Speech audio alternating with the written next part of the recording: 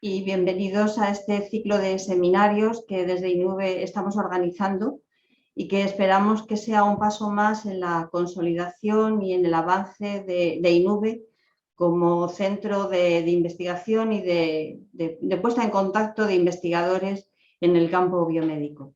En esta primera serie de seminarios vamos a ir presentando los avances y poniendo en situación la investigación que se hace en los distintos grupos de INUVE y más adelante ya iremos abriendo otras series de seminarios más específicos. Hoy, en este primer seminario, vamos a contar con la presentación que nos va a hacer Daniel Romero, que tenéis ahí en la imagen, sobre la caracterización eléctrica en biomateriales.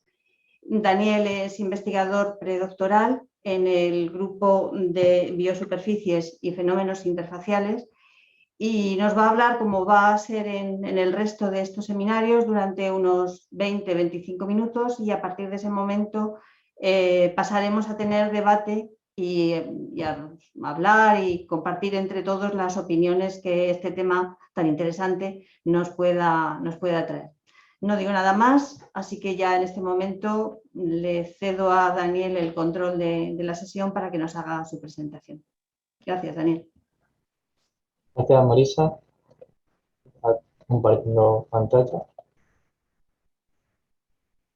Como ya la veréis todos. Pues mi charla va a ir sobre la caracterización eléctrica en biomateriales. Como ha comentado Marisa, soy Daniel Romero Guzmán, estoy haciendo la tesis en el grupo BIP de la Universidad de Extremadura. Voy a hablar principalmente sobre cómo caracterizar eléctricamente a biomateriales y enfocándome un poco después al experimento en el que estoy realizando actualmente, que va sobre una nueva forma de analizar los datos de mediciones de flujo que necesitamos para caracterizar eléctricamente dicho material.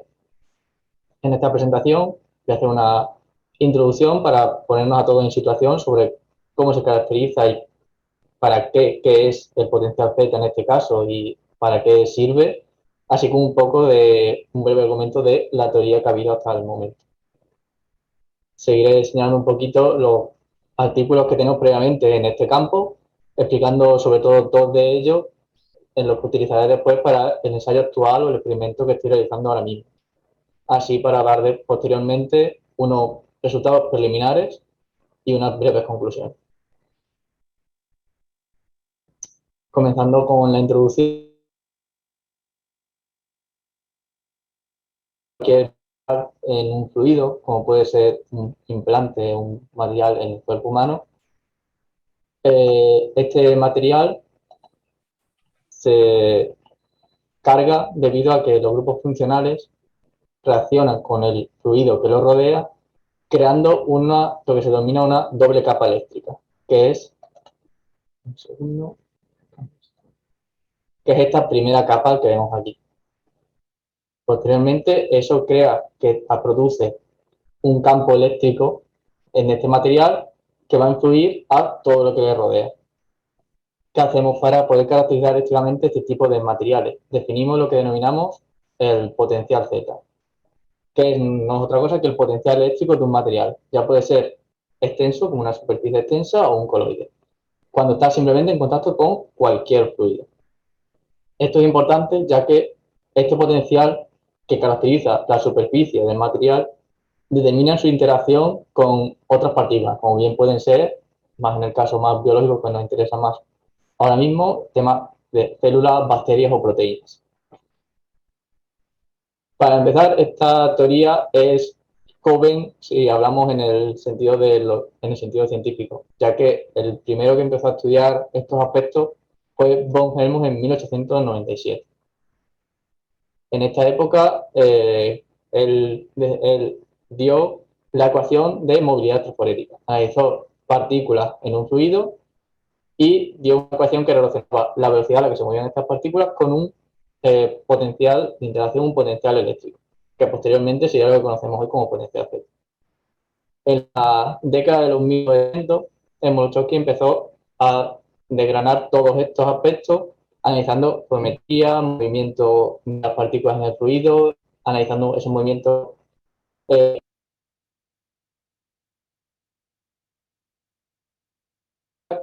reproducibilidad.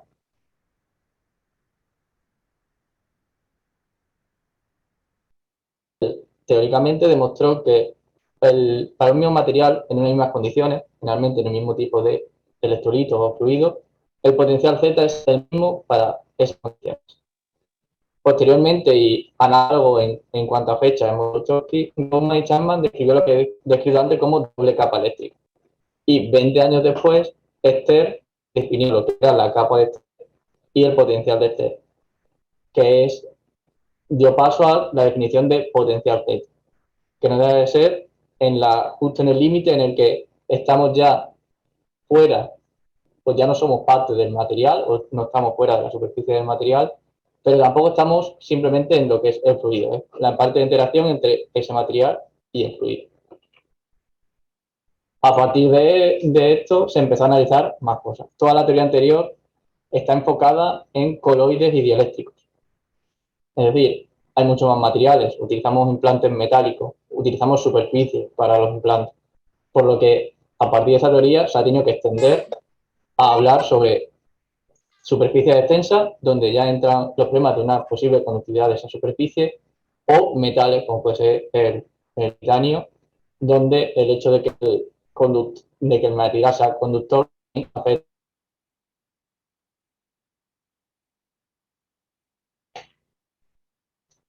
Antes de nada, vamos a un poquito de la teoría básica de pasar de esa ecuación de la electricidad de la movilidad electroforética en coloides a la ecuación de Helmholtz-Molotowski, que nos da el potencial Z para una superficie extensa. En él vamos a necesitar las propiedades del electrolito que estamos utilizando, como son la viscosidad y la permitividad dieléctrica del mismo, valores de las dimensiones del canal por donde pasa el líquido, como son su longitud, su sección transversal, y la información eléctrica en sí es la relación que existe entre la corriente que se produce entre el principio y el final del canal con respecto a los cambios en la presión que producimos. Además de esta ecuación, utilizando la definición de resistividad y la conocida ley de Ohm, transformamos esta ecuación en la ecuación del potencial aparente, donde de primera lo que hacemos es eliminar de la ecuación en sí esos factores geométricos, esas dimensiones del canal, a cambio de introducir la conductividad de la celda, que por lo general, aunque ya veremos que hay casos donde no podemos hacerlo así, suele ser la conductividad del líquido. En el fondo lo que vamos a conseguir es que la primera parte depende de los electrolitos que estemos usando y la segunda, en vez de utilizar la corriente, en este caso lo que utilizamos es la tensión. Una vez esto, vamos a la parte más experimental. Vamos a ver un poquito la teoría ahora, ya la cogeremos otra vez más adelante. Y lo que vamos a ver es un poco qué utilizamos. Aquí lo que utilizamos es un analizador electroquinético, como el que tenemos en pantalla, lo tengo aquí atrás en el laboratorio, con el que lo que vamos a medir son superficies extensas de biomateriales, implantes, dentales, prótesis, diferentes materiales que usaremos después y que intentaremos relacionar con otras propiedades del material y con esos procesos o experimentos biológicos como puede ser la adhesión de bacterias. También tenemos aquí en el laboratorio, aunque no está focalizada esta presentación en ello, un Z-Sizer, que sirve para medir ese potencial Z en coloides que pueden ser nanopartículas del propio material o incluso bacterias o proteínas. Por otro lado, vamos a empezar ya un poco a hablaros de las publicaciones que tenemos hechas respecto a este tema. Las dos primeras que se muestran ahora mismo en pantalla son relacionadas con la parte teórico-práctica. Se analiza un poco el cómo medir y cómo sacar más información de esos datos. Y ahora, posteriormente, os analizaremos un poquito más esos dos artículos.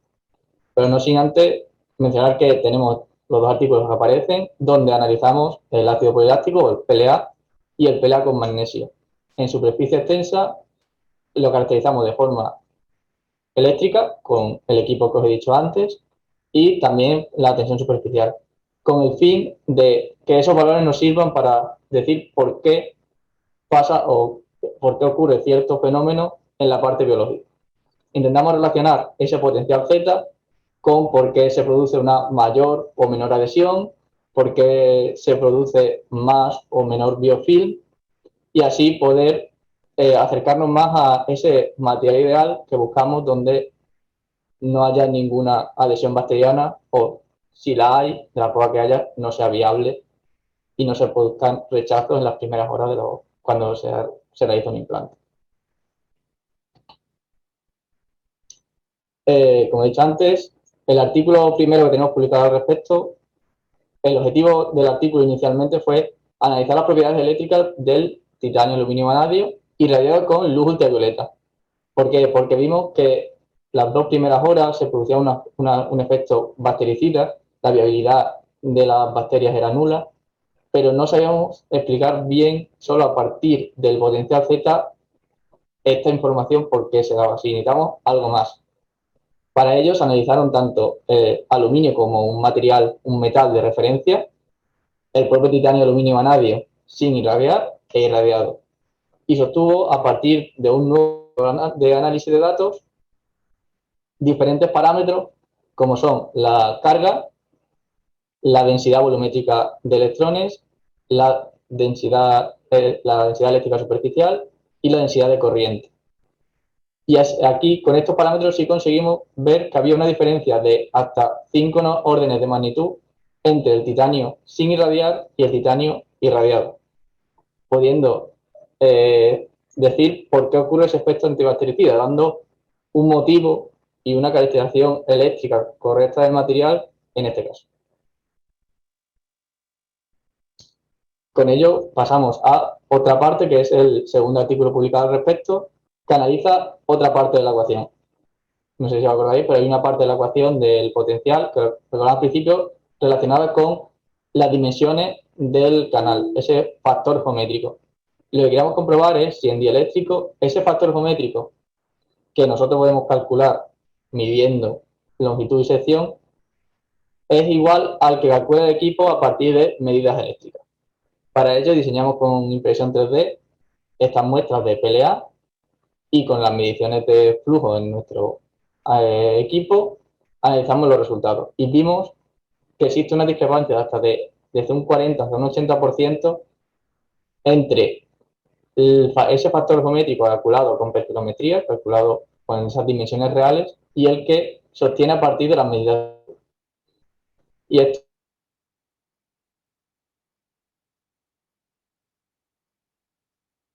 que este potencial Z sí depende de ese factor geométrico, o que ese factor geométrico tiene efectos por parte de la conductividad o de la interacción eléctrica de las muestras con el fluido. Y con ello empezamos un nuevo experimento donde queríamos mezclar esos 2 artículos y unirlos para ver la información que obteníamos de cada uno. Para ello, nuestro objetivo ahora es, viendo los problemas que hemos tenido antes, obtener un parámetro que permita caracterizar eléctricamente la superficie de esos materiales.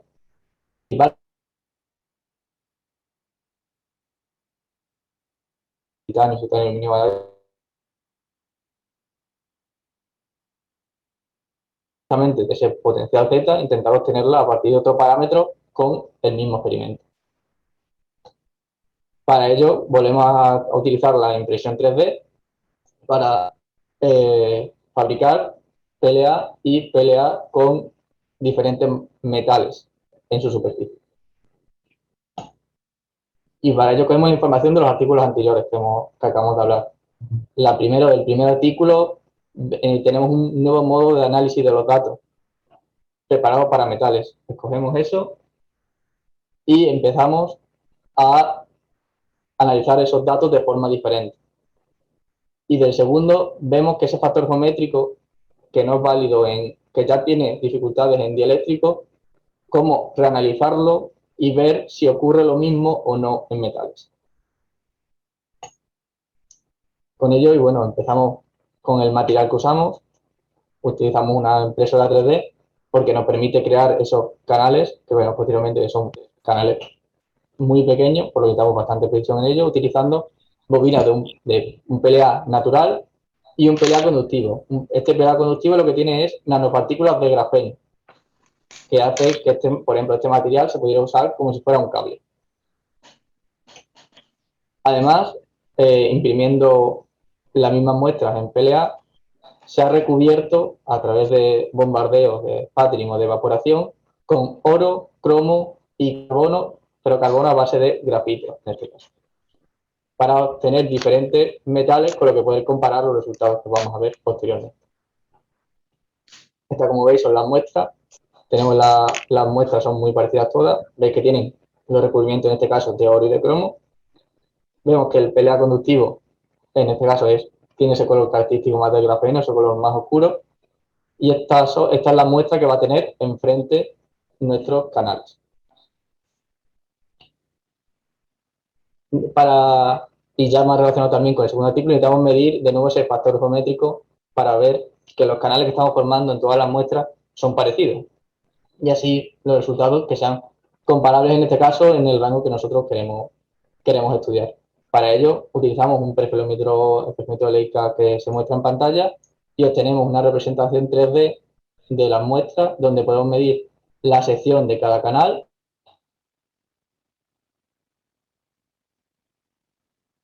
de la muestra.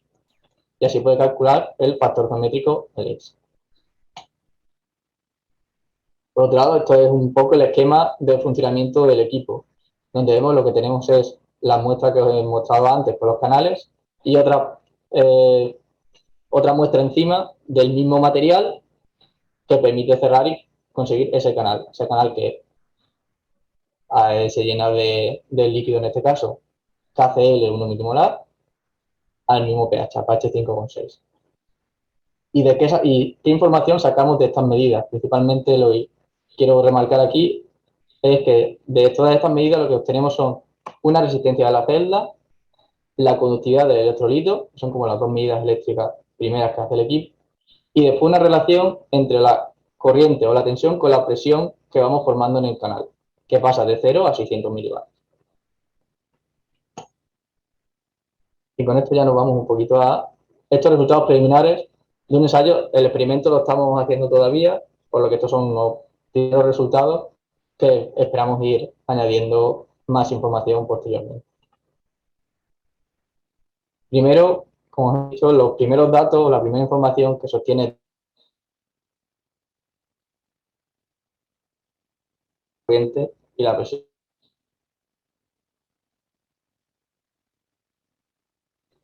Que la relación entre la tensión y la presión tiene una dependencia con la conductividad de la muestra que estamos analizando. De base, la teoría no prevé que esto no debería ser así. ¿Por qué? Porque el potencial Z es una medida superficial. Depende de la superficie, no de la cantidad de material o del metal que hay debajo. Es cierto que no debe ser la misma, que no es la misma para oro que para un PLA, que para el cromo o que para, en este caso, el PLA conductivo, que sería como el grafeno. Pero no debe haber ninguna dependencia, no debería haber esta relación tan clara de a medida que aumento la conductividad, el valor de la tensión con respecto a la presión disminuye. Debería pasar algo más parecido a lo que ocurre en la corriente. Debe que no existe tal dependencia y los valores varían porque estamos usando material diferente.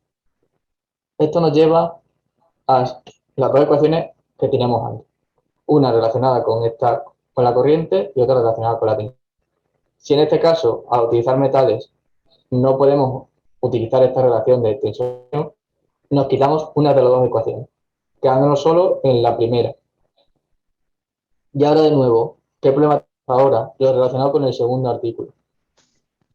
El factor geométrico, necesitamos un factor geométrico, este factor LS, para a partir de esas medidas de corriente obtener el potencial.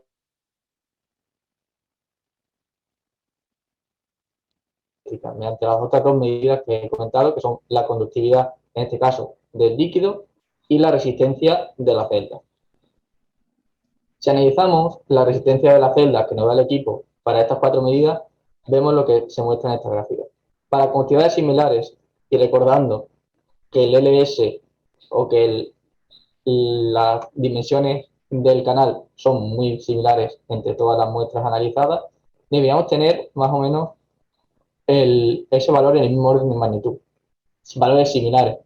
Y como vemos aquí en pantalla, para un dieléctrico la resistencia de celda es un orden de magnitud más grande que para cualquiera de los metales, que sí es diferente, pero no debe haber esa diferencia de un orden de magnitud para obtener ese parámetro que técnicamente depende de las dimensiones del canal. Por lo que en este caso no podemos calcular, por lo menos de momento, ese factor geométrico para metales.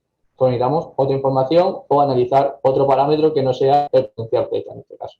Ya que si pasamos todos estos resultados a potencial Z, vemos que el PLA, que suele tener siempre torno a menos 20, menos 25 milivoltios, da correctamente. En cambio, los potenciales Z para las muestras del PLA conductivo de cromo y de oro son muy bajos, valores que no se contemplan si se analiza el potencial Z del oro, el cromo, por ejemplo, en nanopartículas.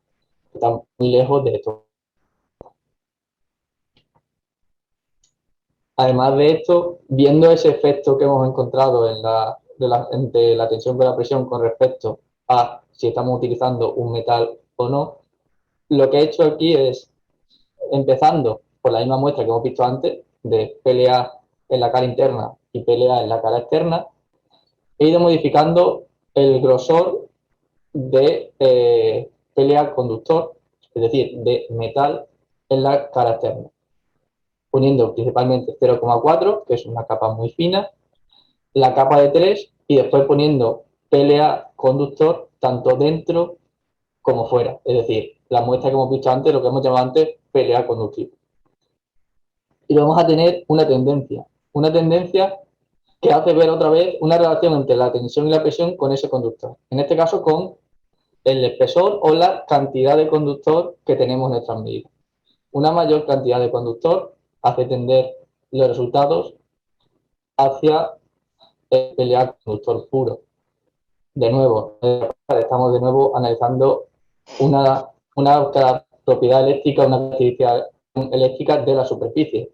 No debería depender del bulk. No debería este valor y este debe ser el mismo, ya que estamos analizando el mismo material. Y en este caso vemos también, en esta gráfica lo único que quiero remarcar es que aunque PLA conductivo de 0,4 milímetros parezca poco grosor, parezca poca cantidad de material, el equipo, digamos que rápidamente localiza a este material o a esta configuración como un metal, ya que la resistencia de celda vuelve de nuevo a estar un orden de magnitud por debajo del espectro del dieléctrico a cualquier metal, ya sea solo 0,4, 3 o completamente en ambas caras de la muestra. Y así pues llegamos a unas breves conclusiones donde, analizando un poquito esto último que hemos visto, hemos demostrado, hemos comprobado que la caracterización eléctrica de una superficie depende del espesor de la muestra conductora, de la cantidad de material conductor, que según la teoría no debería ocurrir, y por ello creemos que es necesario introducir un nuevo parámetro o un nuevo modelo de análisis de esta teoría clásica basada en coloides dieléctricos para obtener información eléctrica superficial de estos conductores extensos. Es decir, ampliar esa teoría con las modificaciones, con los ajustes que sean necesarios para poder obtener un valor similar a lo que llamamos potencial Z actualmente para metales extensos. Y así proponemos de partida, viendo los resultados, que comencemos estudiando o que lo vemos aceptando este parámetro como puede ser la corriente de flujo con respecto a la presión en el canal. Y con esto, muchas gracias y si alguien tiene alguna pregunta, estaré encantado de responder.